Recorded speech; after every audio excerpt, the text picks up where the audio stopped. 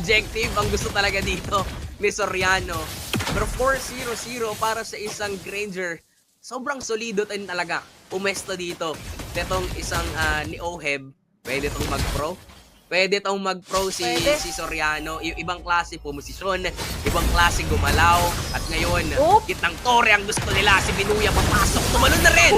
Si De La Cruz doon sa likuran. At napakasakit na rin talaga ni Soriano. Ngayon si De La Cruz, buhay pa rin siya. Pamigo will go down. Pero okay lang yun kasi kapalit naman ng dalawa.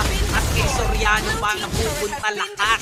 At hindi lang basta mga buhay ng Lao, kundi mga Tori din. Napapasakamay ng PHI. Nagdragon pa dito si Binuya at di pa sila nagtatapos.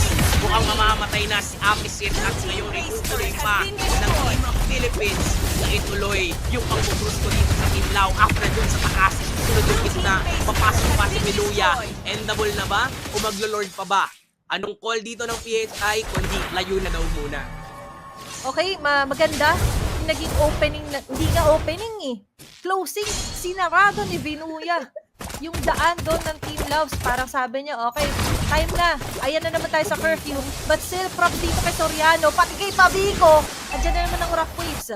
Ibang mga members ngayon ay magkakaroon na ng magandang jump-in. Tipo tayo dito kasi si Soriano makakuha na din ng bloodline. Sabay yan, ang kanyang baby kicks doon, makakapanggal din ng statue. Men down inside of Team Lao. Nandiyan na yung dragon. Kanino ba siya liliko? Ngayon ang tormentable siya. Dragon niya pa rin. Ay, abuso na mataman ng Steven. Ito ba yung pinakainaantay ng lahat? Ang triple team marches toward the lead of Team Lao.